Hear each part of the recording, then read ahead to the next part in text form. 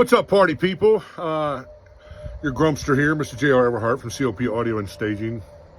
I felt compelled after reading some comments today, and look, let me just start off by saying this.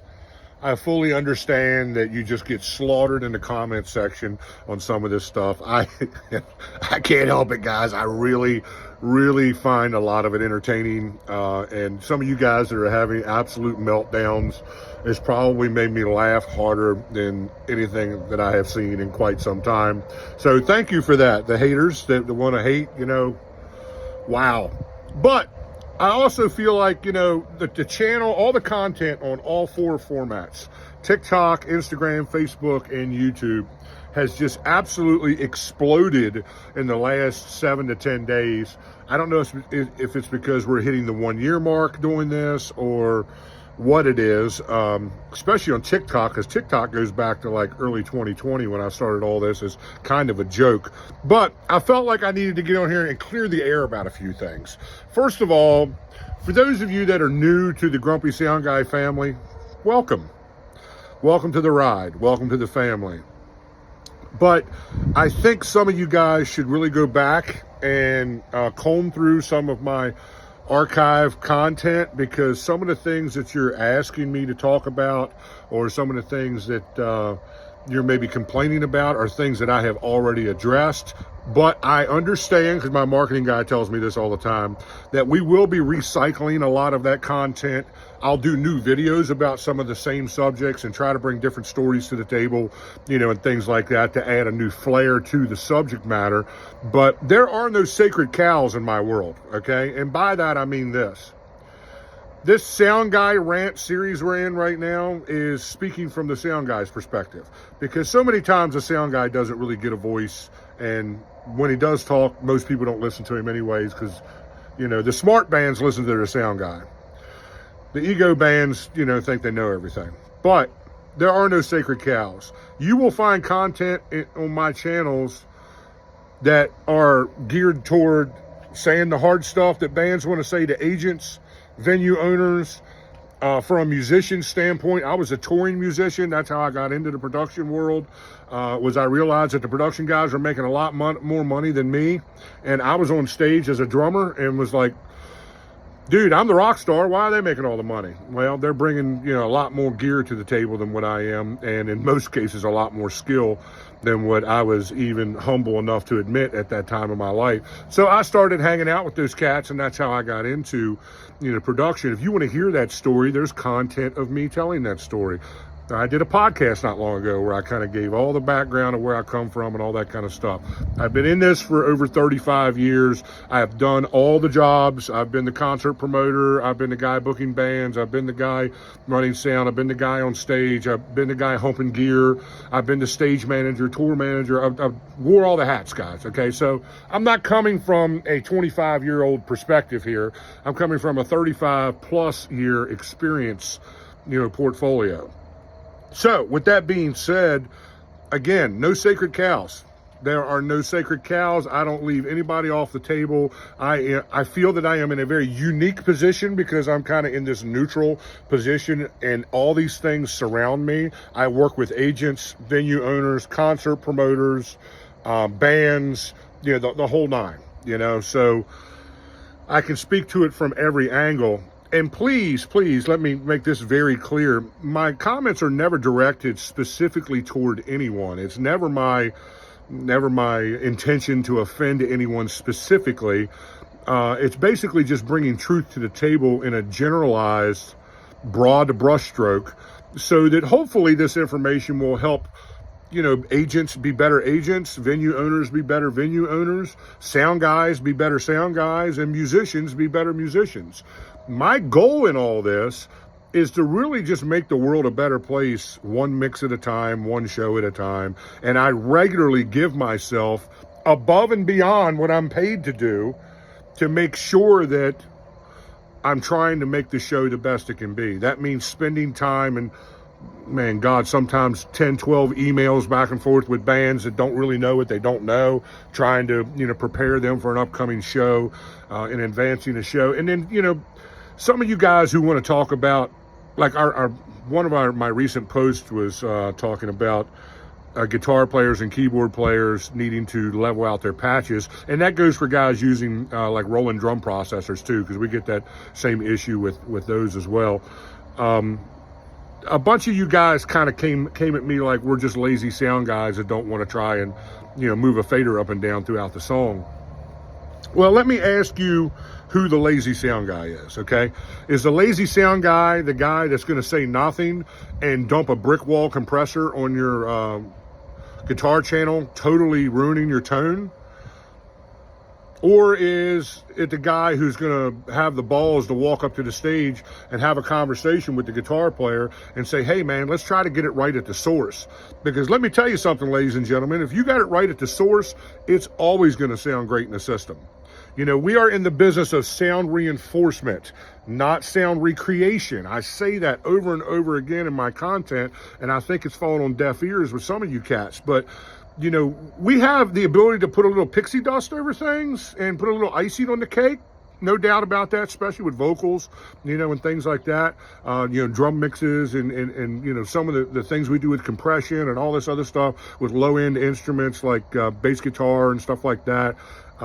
Really take, horn solos and guitar solos and really add a little bit of, verb or a long delay on them or something to try to, really bring them out. There is some pixie dust we can sprinkle on things, but we have no magic wands. Okay, there are no magic wands that is going to change a horrible sounding band at the stage into a great sounding band out front.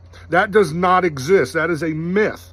I had a buddy of mine who used to own a huge studio here in the Mid-Atlantic. He used to have these t-shirts that said, we'll fix it in the mix. Well, in the studio, you can do a lot more things with stuff because it's more of a permanent mix. When you record something in the studio, that mix lives for eternity. When you are doing live sound, that mix lives for the 3 or 4 hours that you're on stage, and that's it. It's forgotten after that. So there's two completely different disciplines at play there. But his t-shirts used to say, we'll fix it in the mix. Well, man, it was not long before he stopped printing those t-shirts because he's like, you know what, man? I've had to learn a hard lesson, and that is if it's not at the source, you're not going to make it into something beautiful in the mix, even in the studio. And the studio has a lot more buzzers and whistles and a lot more time to listen to that one song 1,000 times to get every little nuance of it right that we don't have live. Especially when we're in these throw and go situations where we're just throwing a band up, doing a line check, they're playing their hour or 75-minute set, and then they're off stage. Even so with some of the bands that like the cattle call gigs where you have 8 or 10 bands on the bill, and some of those bands are only playing 20 and 30-minute sets. You do not have time to fall in love with the mix, okay? That's not how this works. And then if you're just a middle market cover band who's playing at your local sports club, that seats 150 people or 250 people or something like that. I had a bunch of people. I was talking about the whole O'Malley's, thing, playing at O'Malley's, corner pub or whatever. They're like, well, venue that size, that band's not going to hire a sound guy anyways. You're probably right for the most part in that statement, but I regularly have people who hire me to do clubs that size because they're people who, playing in a band is a hobby for them. So they want to, bring their best product to the table no matter where they play, and their day jobs allot them the financial resources to be able to hire a real legit sound guy to come mix them at O'Malley's down the corner that only seats 150 people. So don't discount guys that are having to work in small rooms. Those are challenging rooms to work in. And that's the other thing about this conversation is there's no perfect room. In fact, most sound guys are going to tell you that probably 85 or 90% of the rooms they work in are horrible sounding rooms. So we're already standing there trying to correct EQing, house EQing for the room so that your band sounds great in the room. Find those resonant frequencies that are naturally reverberating in that room and get them out of the way so it doesn't sound like mud.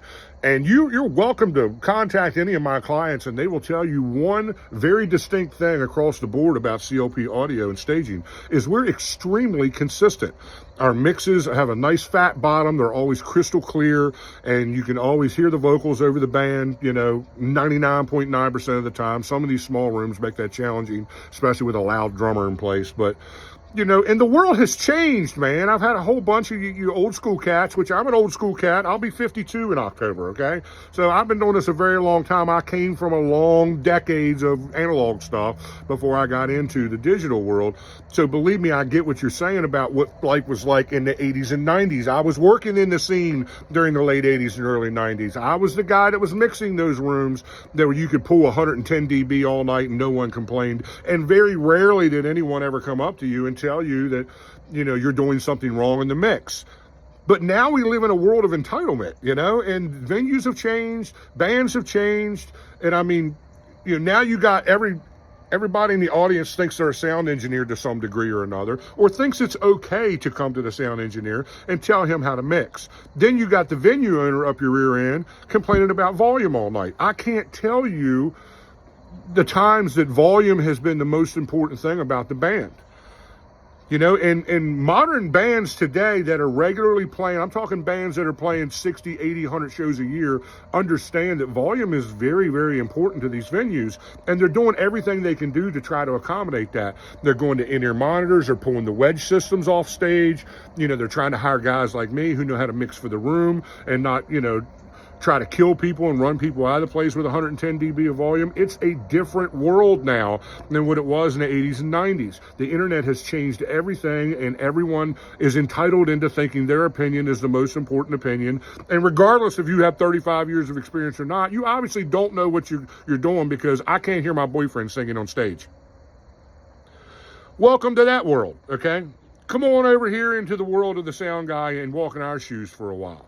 And then you'll understand what it is to have to deal with epic layers of stupidity night after night after night after night. And then you wonder why we're grumpy. But the other side of that conversation is sound guys that are asleep at the wheel. And I don't always blame the sound guy for that. And I'm going to tell you why. And this might ruffle some feathers, but it's the absolute truth. Some of these bar owners are too cheap to hire a sound guy that's worth his salt. So they'll hire any warm body they can get to put behind a soundboard and call him a sound engineer. That does not make you a sound engineer. Just because you can run a mixer and you can make noise come out of the speakers does not make you a sound engineer. You're a sound guy at that point. I usually call them noise engineers, okay? Because they really don't understand or can hear frequency and understand the parameters, basic parameters of mixing a band. They turn everything on, try to level things out. If something needs fixed, it ain't getting fixed. They're going to be on their phone all night. I get it, guys. I get it. I've been on that side of the stage. I've seen it. I've walked into clubs just being an audience member and seen it. Had people come to me like, dude, why don't you go say something to that guy? You're well respected. Everybody knows you. I'm like, dude, I ain't doing that. I ain't doing that. This is not my circus. It's not my monkey. It's not my problem, and I'm not getting involved in it. When I go out to see bands and to support people that I love, I do not get involved in production. Even if that production guy comes to me and asks me for help, he's going to get minimal input from me, because I don't know how jacked up your system's set up. And I've tried to walk into those scenarios before and be the hero and fix everything, just to realize that the basic fundamentals of routing and cable integrity and, things like that were not in place, and no one was going to make that system sound better. It needed to be gutted and reconfigured. So I've learned my lesson. I don't get involved in that stuff, dude. It's a lot of the reason why I'm very careful about where I go when I do go out, because I don't want to be in that position. It's like, dude, it's not who I am. It's not how I roll. I really have no ego about this. I don't care if you like what I do. I'm okay with that. If you love what I do, that's awesome too, man. Cool. Let's eat a side of wings and, talk shop. But don't come at me, acting like, all us sound guys are just lazy and sitting back and don't give a rip and just want the band handed to us on a silver platter. I'll take the band handed to me on a paper Dixie plate some nights, because you guys can't sing in key. No one knows how to stop the damn song, and the bass player's lost in the bridge. Did a gig not long ago where the bass player played the whole freaking song in the wrong key. Sorry, I don't have enough pixie dust to make that viable. Shove that in your Barbie pipe, puff on it. I don't know what to tell you, So I felt like I needed to just kind of get on here and clear the air about some of that kind of stuff. Again, welcome to all the new people. Welcome, welcome, welcome. If you stick around or if you take the time to dig back into the archive of videos that I've already posted, you're going to find that we have a pretty good balance as to who we're talking about on this channel. It's not all coming from the sound guy's perspective. It's coming from a guy who's been beat up, knocked down, pooped on, and robbed and cheated and everything else for 35 plus years in this business, who is just finally coming online and talking about it. Hope you guys have a blessed day.